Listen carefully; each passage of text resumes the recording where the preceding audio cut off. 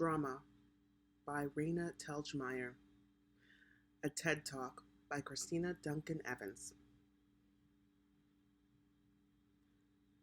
What will they think? What will they think? What will they think if I'm gay? Or ghetto? Or less than perfect? What will they think if I'm fat? If I'm me? Shame and fear are powerful teachers. Who can't relate to a feeling of fear at the prospect of people hating something about you? Or worse, thinking it's funny. Shame and fear are universal human emotions, and thank God we have books to help us understand these complicated feelings. Thank God young people have the opportunity to see a healthy way through shame and fear through books like Drama by Raina Telgemeier. Drama is a really important book, and it deserves to be a part of school and library collections. Drama is written for an upper elementary or middle school audience, and it tells the story of Callie and her friends. Callie is a budding set designer at the center of a network of friendships and crushes that exists between the cast and crew of a middle school musical production. Through the audition and rehearsal process, their relationships shift and evolve in response to conflict and attraction. The book reaches its climax on the final night.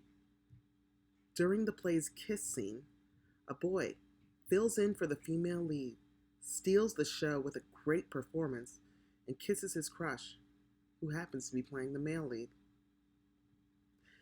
Theater serves as an important device in this graphic novel. It's a metaphor for putting yourself on display. When you put yourself on display, how will people react? You ever find yourself wondering, what will they think? Every adolescent wonders and worries about the costs of being yourself. At the center of this book are two twins, Justin, who knows he's gay, but is keeping it a secret, and Jesse, who's still figuring out his sexuality. At the end of the book, Jesse kisses West, his crush, and the male lead on stage. Remember that question. What will they think? In the book, the kiss got a supportive reaction from the audience. But in real life, many parents and adults felt that a crush and an onstage kiss between two boys was too inappropriate for the young people in their communities. Joan Burton and Millie Davis collected and analyzed quotes from the young people and authors about the impact of banned books.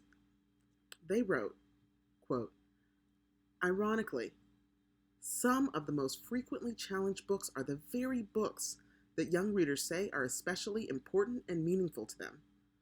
Unfortunately, their views are rarely heard in the overheated debates that often accompany book challenges.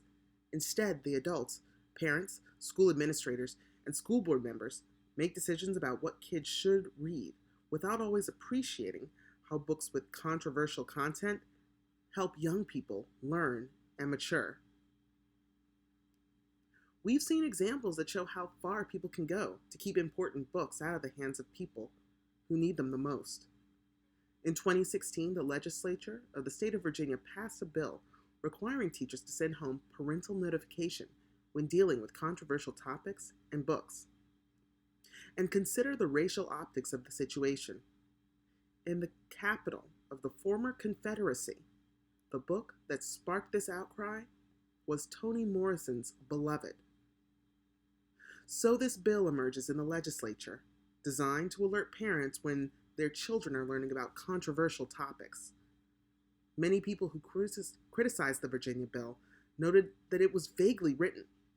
It left parents and teachers to constantly wonder what is appropriate and what isn't. What qualifies as controversial? Instead of asking what's controversial and what's not, I would ask parents to look at it another way. Ask if the content is relevant to their children's lives. Are the voices of slaves relevant in a city where Confederate generals still have statues? I'd argue they are. And in the case of Raina Telgemeier's drama, is it relevant for young people navigating their own first crushes to see depictions of love triangles between same sex characters? I'd argue it is relevant because LGBT youth exist and they deserve representations of themselves. To say that the LGBT kiss in drama isn't relevant is to deny the needs and existence of gay teens. Books really can change the world.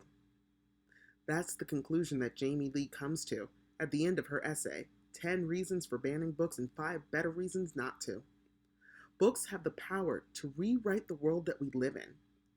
Regardless of whether or not these books are banned, gay teens will exist, and they'll navigate their adolescence. But the existence of books like drama is critical to making sure that one day, as they navigated the stages of life, both literal and figurative, they won't have to wonder, what will they think about being who they are? Meg Medina knows that books can change the world. When she accepted the Pura Belpré Award for Yaki Delgado Wants to Kick Your Ass, she said, and it's always the case, whether the person is 14 or 50, whether the bullying is happening now or 30 years ago, that the pain and shame of the experience is palpable. I can see it in their eyes and in the way their lips quiver. They still have questions. Why me? Why did they choose to hurt me? Why was I the one? I'm an author, of course, not a trained psychologist. So all I can offer is solidarity and a shared experience and a story. It turns out that sometimes that goes a very long way. If this book can in some way make that experience less lonely, if it can open up honest dialogue about the roots of why we abuse others and how we can survive it, if it can help even one child stand up for another or stop any desperate young person from self-harm, I'll be a very happy woman. And I do have hope that a novel can do these things.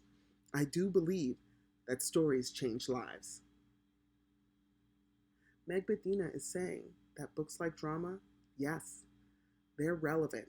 And more than being relevant, they're necessary. So parents and teachers, ask yourself if the books that you're struggling to accept are relevant in the lives of the young people you want to influence. Then take Pat Moira's suggestion and ask yourself a further question. Am I an active part of creating an inclusive school community, a community in which each person is valued? Books like drama help us all answer in the affirmative.